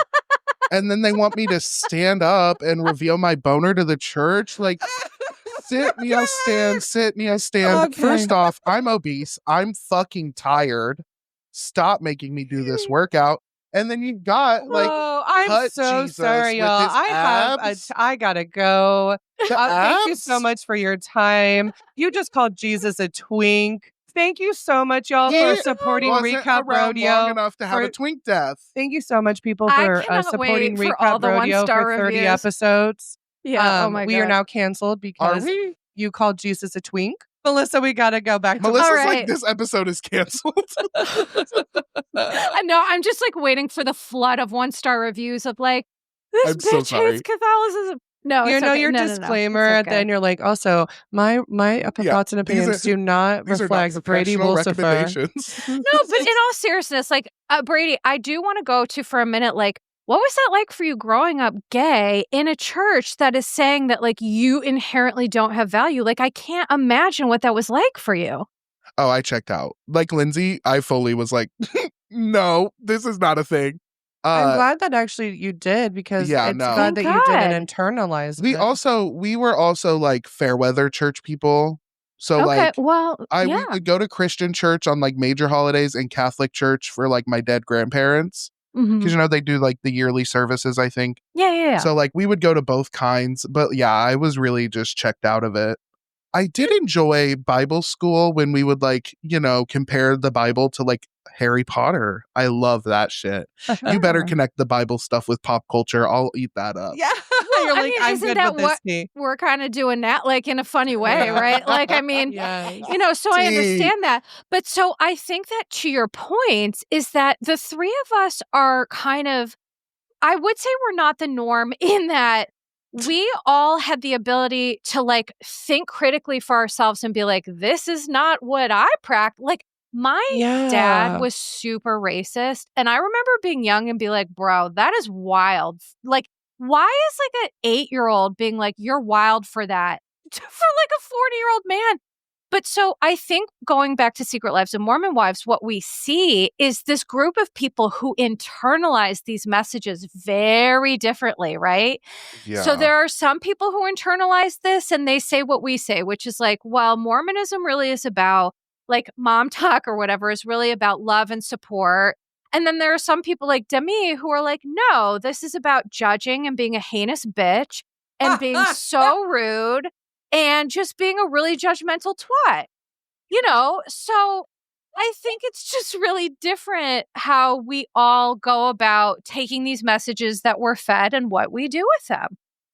I know. I just channeled Brady there for a minute because I'm like, I don't know that I've ever said that on this podcast. My listeners are going to be like, you're corrupted, bish. Hello, it is Ryan, and I was on a flight the other day playing one of my favorite social spin slot games on ChumbaCasino.com. I looked over at the person sitting next to me, and you know what they were doing? They were also playing Chumba Casino. Coincidence? I think not. Everybody's loving having fun with it. Chumba Casino is home to hundreds of casino-style games that you can play for free anytime, anywhere, even at 30,000 feet. So sign up now at ChumbaCasino.com to claim your free welcome bonus. That's ChumbaCasino.com and live the Chumba life. No purchase necessary. VGW. Void were prohibited by law. See terms and conditions. 18+.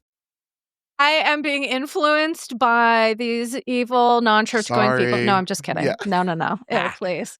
No, I agree. I feel like for me, it's like whatever I believe, it's like I believe in like being a good human. Humanity for me, it's like what always frustrated me is like going to church with people who were like in the news for domestic violence, but then they're at church and it's like, just be a better person, right? Like just treat people who you love, like the love that they're deserving of and things like that. And so, yeah, let's get into it. First, for people listening to this, I'll note there are so many cast members and then the spouses. So first, and they all the women look the same. They all look the same. I was joking with Mary Payne about this, or someone, how at first we felt like Lisa and Meredith from like Real Housewives, we thought they looked identical, and now it's like, how could we have ever thought that? Yes. And now for season 2 of Secret Lives of Mormon Wives, I'm like, they do look similar, but now they have their own personalities to me. So I was like, I don't know how I could have ever not told them apart. But it is freakish how the Trad wives, they all have the same look, right? Same hair, same color, same style, and the same house. Yeah. They do. They all have that modern farmhouse. But it's all the neutrals and the light wood. And so again, the thing, it's like, just be, if that's who you want to be, that's fine. My house is wild. It's literally what you see back here. It's covered in florals. People come in and they're like, this is like wild. And I'm like, but this is what I love. This is my home. I don't want it to look like everybody else's house. But so we have Layla, who is the only African-American woman on the show. She is divorced and now has a boyfriend, Cameron. And then there's never Jesse. Had an orgasm. Well, she has by the end of the season. Spoiler alert. Oh, no. She did, and yes. I think she never had an orgasm with a partner. Yes. Because there was one scene where they did like a sex party for her.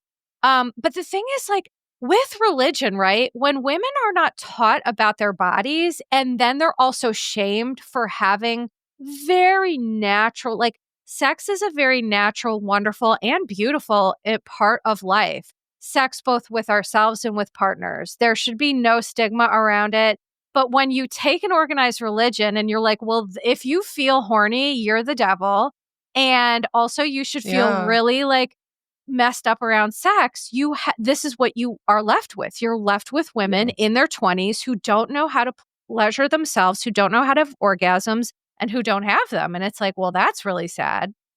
So then you have Jessie with her husband, Jordan, which TBD on that, y'all. Yeah. TBD on that. Yeah. Then you have Demi, who's married to Brett, who Brett was married to Angie Harrington from Real Housewives of Salt Lake City. He was. Insane. Yeah. That's blonde Angie, right? Yes. Yes. The one who made the fake account. I don't remember that. Did she? Did she? They made her and her husband had a fake. Oh, yes. That was. Yes. Right. Yes, you're right. Good yes. Lord. And then, of course, we have Jen, who is married to Zach, who my husband called an ugly nerd. He's not wrong. He's so red. His hair is so white. I think when his like soul is so black. And the way he talks, kind of, like he has a very toothy way of speaking. Yeah. I don't know. And he thinks he's the hottest shit, though. Oh, yeah. Of course. Well, because, and again, in this religion, these men are given the message that, like, you're the king. And they're king babies, maybe. I don't know if that's what they mean, king babies, right. But you're not the king. But, like, when these men are brainwashed into thinking, like, you're the head of your household, you're the most important person in the world, you're the king of the castle, it's like, well, yeah, some of these men, their personalities, they're going to run with it and go total douche. Because not everyone has the ability to be like, oh, no, that's not true. And then you have Taylor, obviously, who has an insanely toxic situation with her baby daddy, Dakota, partially due to her family and the brainwashing that she receives from them. So we're going to talk about that scene. My God. Then we have Michaela and her husband, Jace. Then we have Macy and her husband, Jacob. We have Whitney, who's married to Connor, who I've done a complete turnaround on Connor. Can I be real? I have too. Like, you love him now? I don't love him, but I don't. I enjoy him in a way that I didn't before when he had that scene where he took accountability. When he gave that speech, they were like all at a dinner and he talked about like he took full ownership for the Tinder scandal. He took advantage of Whitney. He it was like, that's what ownership looks like. Like housewives really should take notice. And the way that he talked about it, it just seems so heartfelt and so, it's like, oh, this man has made some changes. Yeah. And that I can totally support. And then you have newbie Miranda, who brought in some real drama with her douche of an ex, Chase. Oh. Chase was wild. You know what? Wild. I don't know what everyone thinks about Miranda, but can I just say, I personally love her. because I love a bitch who, no matter what, stays in full costume.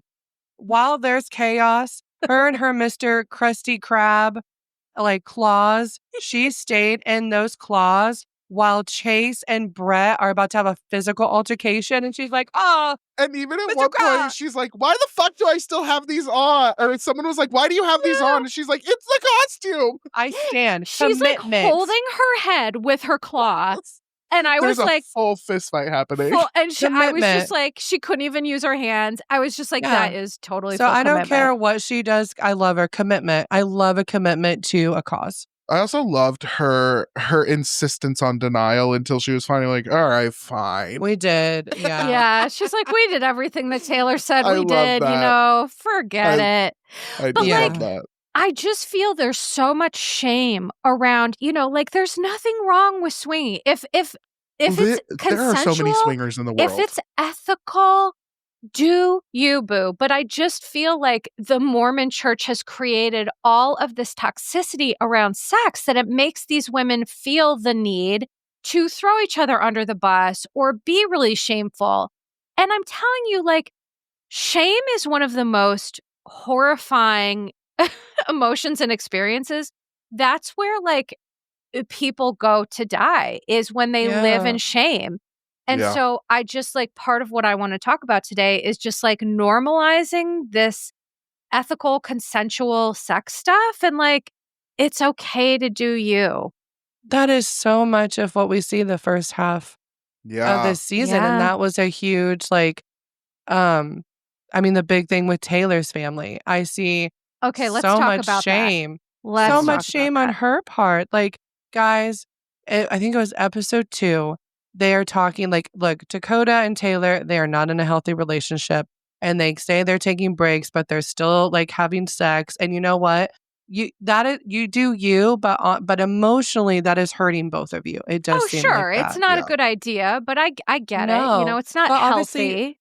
Yeah, but the way that Taylor's finding out more and more what Dakota did and lied about when they were first like, you know, together talking, and he lied about a lot of things. For her dad to, or I think it's her stepdad, for him to look at her, and y'all, like, you just, even if you're not a Secret Lives fan, you need to just watch this scene. Don't watch it. No, to see this man's face when he was like, I'm hearing that by the 3rd date, like, you were sleeping with him. What does that tell me about you? And then he does the Danny face, like, oh. It made me. He's like this. He's like, yeah. And I'm sorry, like the way monster. that Taylor's mom and him want to be reality stars, he thought what he said ate. No, it was shamey. This is what I have an issue with the Secret Lives of Mormon Wives. I personally think a lot of this stuff is very like heavily produced and fake when it comes to their own relationships, like with each other. Their fights are very like, because I hear a lot with them, as soon as cameras go off, they're all giggling with each other. They're all having a good time. However, individually, I fully believe in their storylines. And we saw Taylor break the fuck down after he said that. That was real as hell. Well, and then later in the season, she's still struggling with feeling like trash about the swinging scandal. Oh, God, which like, makes me so sad. It's so sad. It's like, girl, get your nut. It is okay. You are not trash. Oh no, I know. We saw it earlier in the season. It comes from her fucking parents. Her parents, and the fact that they're sitting around that table convincing her to go back with this man who is clearly not right for her. Oh my God. I could literally write a dissertation on this scene alone, and I may do my own podcast on it, because there are so many problematic things to this. But the biggest one was the literal slut shaming of your own child. I can't. Your own child. Like, in that moment, I was like, these people are pieces of shit, number one. Number two, I got a lot of messages about how these parents are not only typical Mormon parents, but they're tame when it comes to the judgment that these people get. What we're seeing here is the tip of the iceberg. Oh, that makes my heart hurt. Same. And I know the people who messaged me, like, there are people who are Mormons who are in touch with that culture. And so I think that's the other problem is, right? So the church, they trickle down this poison to parents who trickle down the poison to children who trickle down the poison to their children. That's generational trauma. That is religious trauma. There are some families who they have, like a coffee filter, someone who, tries to filter it and tries to say, like, for example, Taylor's sister was the only one at that table who said, these people are insane. You two should not be together. You do you. And I was like, she is a cycle breaker. Yay! Yes. But like before the dinner, I made a note here because it was so creepy to me about how Taylor was talking about, they were talking about the Halloween party and she was going to be Gretchen Wieners. Oh, and her dad asked if she was going to be a slutty Gretchen Wieners. And I gagged in my mouth a little. I'm like, why are you as her father figure asking your child if she's going to be slutty? Number one. Is he like asking so he can slut shame her immediately? I'm sure. I think by asking that question, he's slut shaming her. Yeah. I've never asked like that is crazy. The language from a father is nuts. Oh, right. Like Lyndsay talked before about the power of words. Well, when your father is using these words and using this language with you, no wonder. Do you understand why Taylor thinks she's trash? It's because in that moment, her family told her she was. I know. Make no mistake. They told this woman that she was a trashy slut and this is why Taylor has problems believing in herself because of this bullshit rhetoric that she's getting from her family. And her mother, by the way, who basically had a head transplant. This woman had a head transplant from last season. Yeah, wasn't she big? Wasn't she bigger last season? It wasn't even that. She got a whole new face, Brady. Oh, she did. It wasn't even just that. She got a whole new face. She looks like a totally different person. And here's the thing. I don't like to talk a lot about women's looks and especially not bodies, but it's so clinically significant because her mom came in with literally a different face. She had long extensions and her face was just literally, she had all this plastic surgery, which again, fine, do you. But the one thing she said to Taylor, she goes, do I look as young as you now?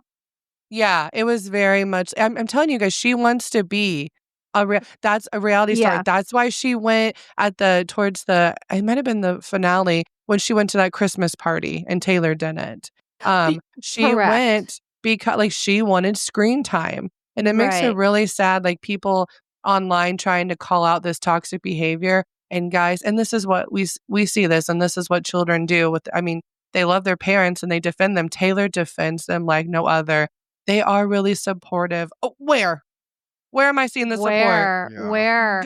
Now, I cannot imagine talking to my son the way, you know what I mean? And I know it's I can imagine talking to a child like that. And I know Taylor is an adult now, but that's still your child and you're talking to her in this way. I can't imagine. It actually makes me real sad. Well, it should, because I believe that Taylor, so we were talking about Shannon, how she has no self-worth. Taylor has no self-worth either. And it's because her family and the religion and the city she's living in, they're all basically telling her that she's trash. But in reality, if you look at what Taylor did, she had the self-esteem and confidence to tell the truth. Yeah. In ways that now, guess what? They are all making their bag because of Taylor.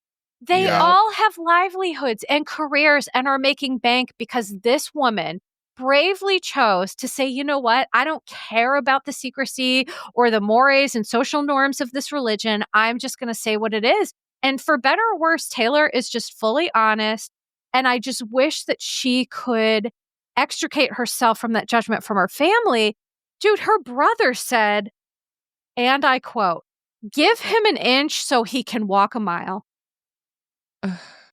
I said, the brother piping up was nuts. I forgot about the brother. Yeah, thank God for that sister, the only one with common sense, because I don't know.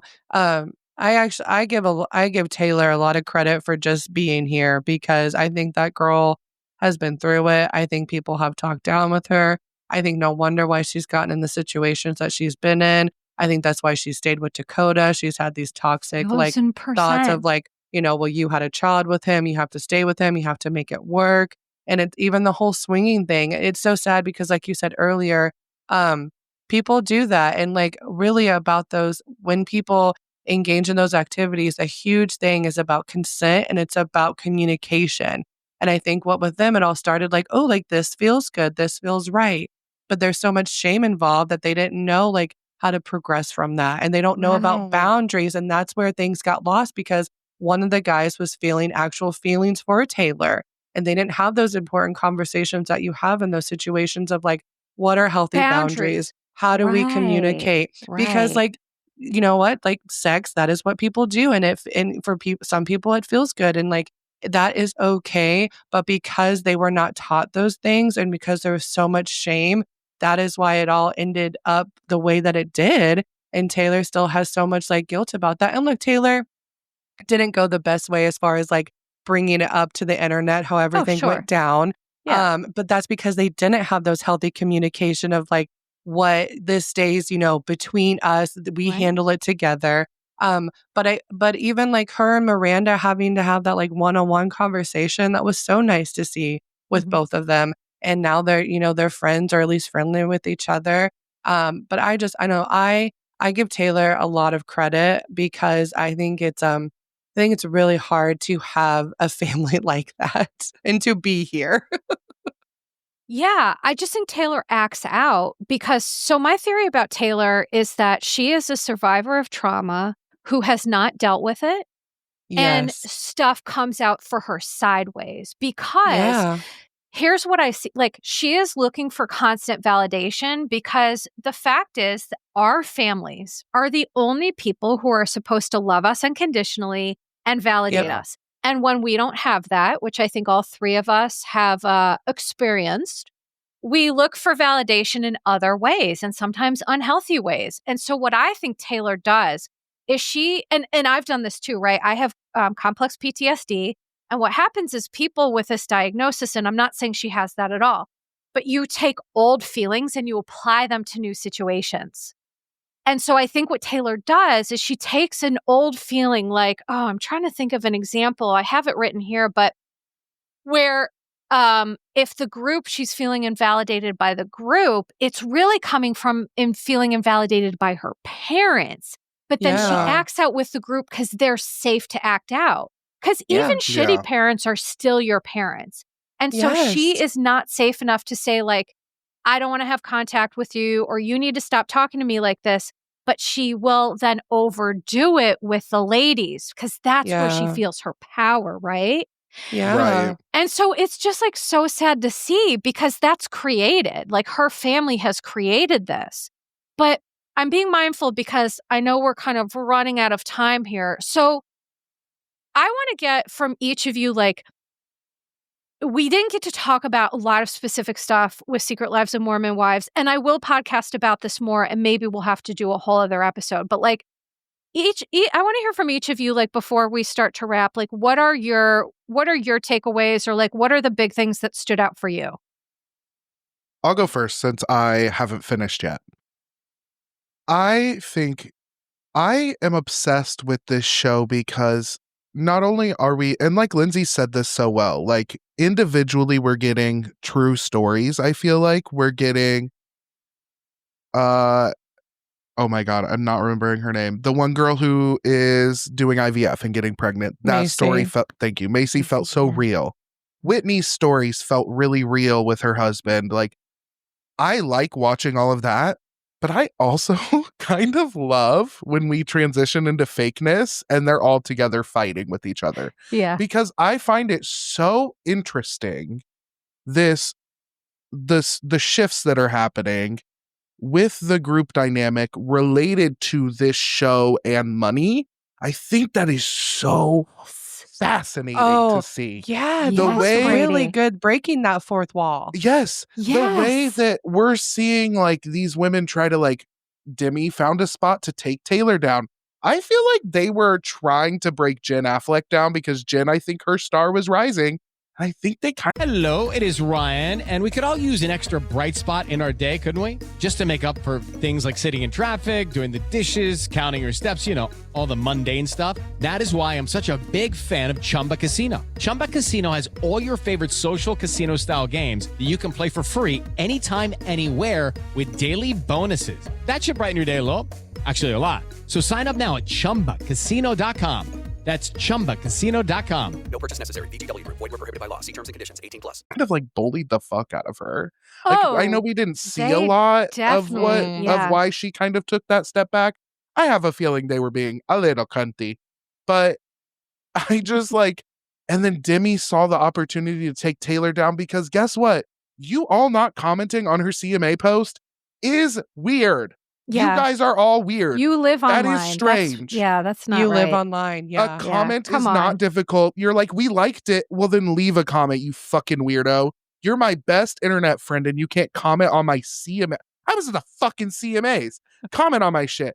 So then Taylor got pissed. If I went to the CMAs so, and you two didn't comment, I'd be like, what the heck, bro? Well, to be fair, I'm this is their literally literal not on job. Instagram. No, I know you're not. I know. Okay, fine. I rescind that. But no, you're right. You're right. But no, and then, so Taylor rightfully, and I think you said this too, Taylor didn't feel validated by her family during that moment because she didn't get validation until they were at her house and they were sitting on the couch. And the parent was like, why aren't you proud of yourself? Well, it's because you've been telling her she's trash for 25 years, but still. Also, that was in front of a camera. Fair. But they saw a chance to take her down and it was so crazy the way that Demi tried to swoop in there. She's like, I got a nuke for you. And then Demi showed up and was just like, you're a narcissist. And it's like, Demi. You fumbled the bag on this. So I left off really right after that Sinners and Saints party. I'm obsessed with Layla being like, here's the group text, babe. I like when the girls aren't conforming to the group. I find that really entertaining. Mm-hmm. I still stand my evil Queen Whitney. My evil Queen Whitney. And you know what, girls? Get yourself a bi husband who can regrow hair magically because he makes her feel, I feel like he does something for her. They are right together. I don't know. I'm obsessed. Whitney was better this season because we didn't see a lot of her. And she was also faking because she just wanted back into mom talk. Yeah. Listen, let her fake her way into mom talk again. There was something very poetic. She chose Demi. Do you know, she attached herself to the shark of Demi. And then as soon as Demi... Oh, you didn't see the end. Yeah, I was about to say, I left off on Sinners and Saints where Whitney was kind of like, this conversation's going on too long. You apologized, we're good, and she left. Yeah, but I do. She was taking Demi and Whitney. Yeah. God damn it, Whitney! You fucking bitch. But I told you. I love that Whitney. So my kind of few thoughts with that. The one thing I love about Whitney is when her and Michaela were having a conversation, and Whitney goes, "Yeah, you're fucking right. We're on a reality show. That's gold." Okay, gold. That was hilarious. And Michaela fighting was so crazy to me because Michaela is belligerently stupid. Jesus. Oh my gosh. I just feel not belligerently stupid, but she refuses to give in these fights, and it's so annoying. And I will say stubborn. Was stubborn. Thank you, Melissa. Okay. Stubborn. I take it back. I do. Is she? I shouldn't question someone's intelligence. I think Michaela. You can. I actually really Michaela the first season. She didn't speak. This season, maybe she spoke a little too much. However, I really enjoyed her. And like I said earlier, individually, I really believe in their stories and kind of a tone swift, but in trigger warning, Michaela really opened up about her childhood and the essay that she experienced, and she was 15. Mm-hmm. And then she then got pregnant at 16. And that's a whole other different conversation. Ooh. But it was just watching her talk about that and her explaining that she told her mom and her mom didn't believe her. And that's why I feel like I understand Michaela so much more because I feel like people are like, why is she still mad at Whitney? She's not letting this go. Michaela has a lot of stuff. There's a lot of anger in that girl. and for good reason. Obviously, she has to handle it appropriately. Well, she's not even allowed to be angry because their religion doesn't allow them to. And that's why she has all of her skin issues. Because the stress, you think? I have never met someone with chronic illness who didn't have a giant history of trauma that they've internalized. Yeah. Because what I will tell you for sure is that what our brain and heart feel, our bodies will experience. And if we don't pay attention, like, I'm going to be honest, my body had to completely fall apart for me to start attending to myself, which makes me very sad every day. And now this is what I live with. But when you have a history of severe trauma, abuse that you haven't processed, your body is going to act out. And I believe for Michaela, that's what's happening. And I believe it's the key to her issues improving because she's using her voice now. That is such a good point. And so I really resonate with her. And then I'll end on this note. There's a lot when it comes to Jen Affleck Jen and Zach Affleck. Wait, does Jen Affleck come back at the end of the season? Well, no. But like not in that fully way. I don't think so. But she, guys, like, as someone who also like experienced depression while I was pregnant and postpartum depression, I really, really felt for her. Like, I could get emotional thinking about it because when she found out that she was pregnant and we saw that raw reaction, I started crying because I was like, and then she couldn't get out of bed. And like, you actually saw someone who was truly struggling mentally in her pregnancy. And like, I also don't think this pregnancy was that far along from her previous pregnancy. So she's still dealing with a lot of hormones. Yeah. I just like, my heart really felt for her. And I'm really glad that like they actually did take a break with filming with her.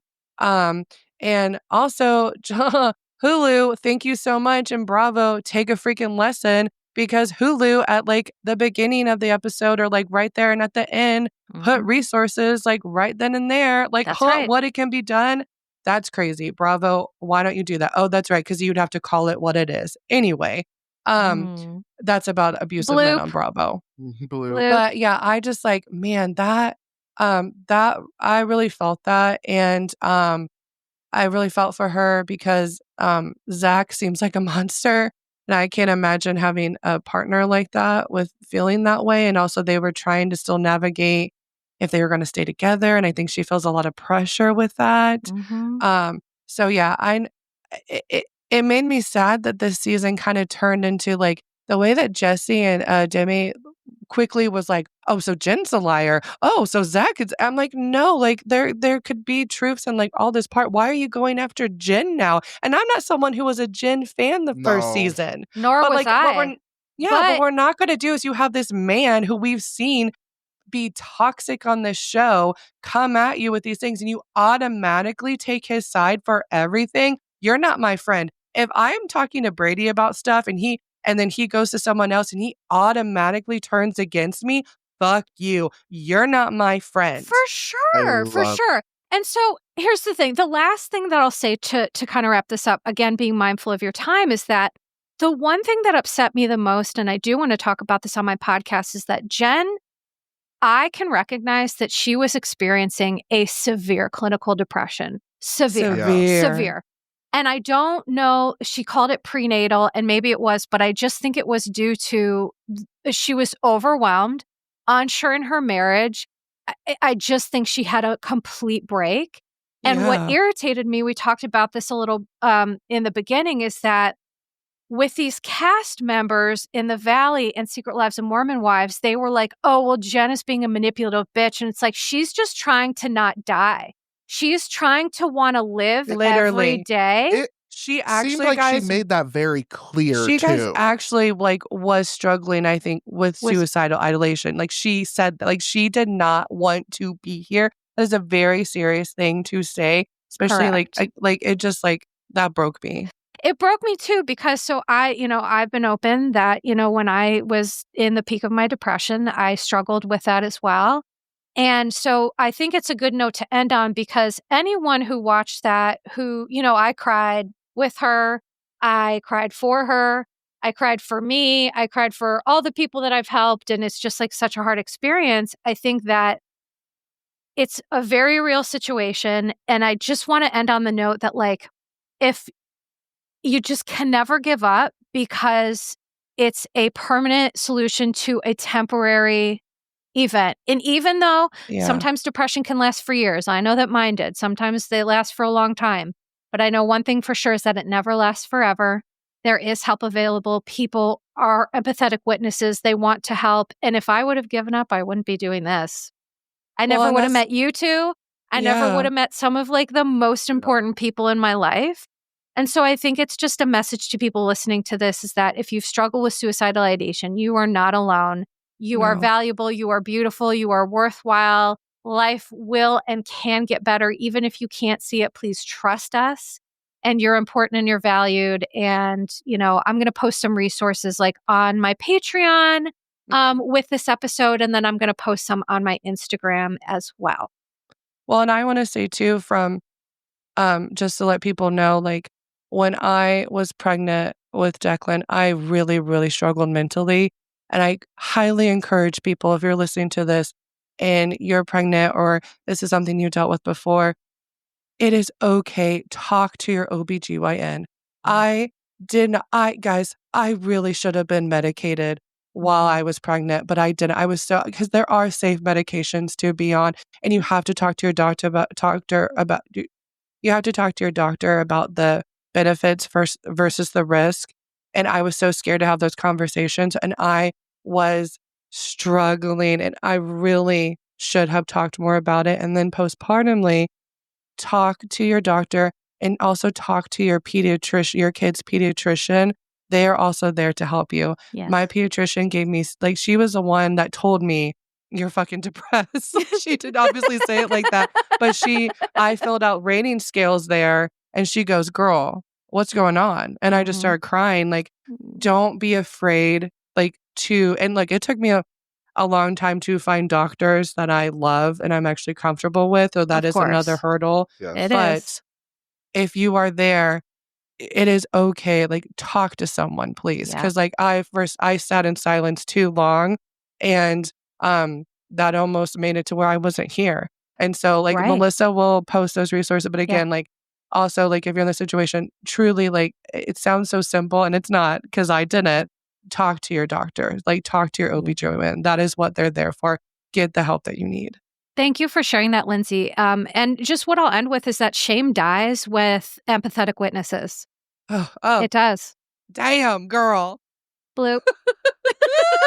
This is why I listen to Your Bish Therapist. There are literally, I'm not even going to lie, there are times I'm at work listening to this, and you say, like, you are valued, you are loved, or like you drop a truth bomb like that, and I, like, my skin tingles. Like, it does something for me. Like, same. I love that. The messages, I think, are just the positivity and everything you put out in the world, like, in connection with the content you create, is just so beautiful. It is. And I love it. Thank you too. You provide such a safe place for your listeners and for your guests as well. And so I just think that should be noted. Well, and that goes to show too, like, shame. Wait, would you say it again? Shame dies in the presence of an empathetic witness. Yeah. And I think that was proved today, where when I gained a little bit more empathy for Nia's situation, I could kind of, erase that shame kind of judgment I had about what she was doing. So like, wow, that's so fucking true. That's crazy. Flip. Episode title right there. Boop. What is it? What does Phaedra say after she goes, all you know is your man needed $10, so he ejaculated in a cup. And then she goes, now check that. Now check that. Well, that's is a perfect way to end. Thing. Now check that, y'all. So we didn't get to Bestie and Frenemy today because we were too busy kikiing, but that is fine. I think we can all draw our own conclusions about that. I'm so grateful for you both. I'm so grateful for our relationship, and I'm so grateful to have you in the fold now. And I just can't wait to do more episodes with you all. So please let everybody know, where can they find you individually, collectively? Please plug, promote. Yeah, I mean, after, listening to this episode, if you would like to hear more from us, we know Brady said some things, but we love Brady. That's okay. We love Brady. I know I'm just joking. But yeah, you can find us on if you want recaps of all your favorite Bravo Lebs that you don't really want to listen to all their podcasts because you're too busy listening to Recap Rodeo and your Bush Therapist. You can check us out at Vanderpod Recaps. You can also, we have Instagram Recap Rodeo. That is our podcast, and you can find that available wherever you get your podcasts. Did I miss anything? Yes. If you're a really rich daddy with a big honking cock, my Instagram is at Brady Wolsifer. You cannot solicit yourself on a podcast. I didn't say I was going to do anything for the money. I just want him to give it to me. Oh my God. That's us, y'all.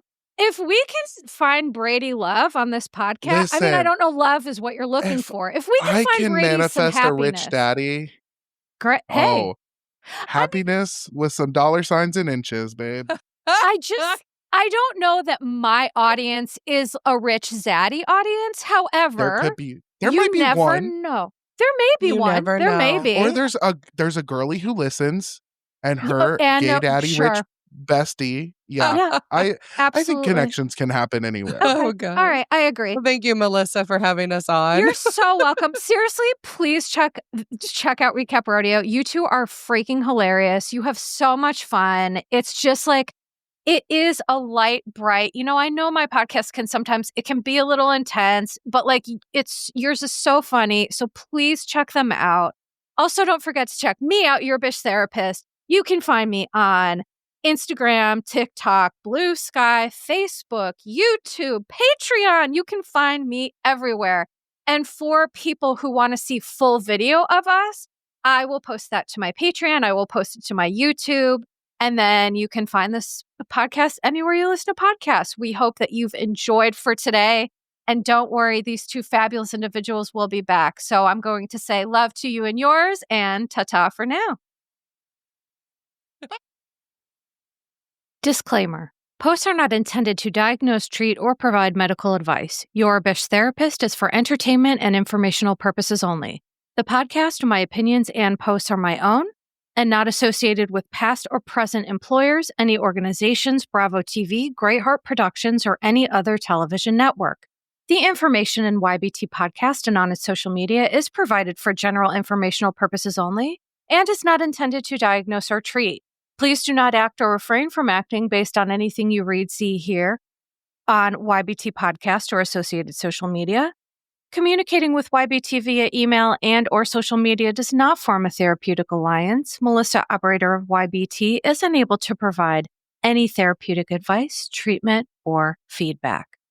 Step into the world of power, loyalty, and luck. I'm gonna make him an offer he can't refuse. With family, cannolis, and spins mean everything. Now, you wanna get mixed up in the family business. Introducing The Godfather at ChumbaCasino.com. Test your luck in the shadowy world of The Godfather slot. Someday, I will call upon you to do a service for me. Play The Godfather now at ChumbaCasino.com. Welcome to the family. No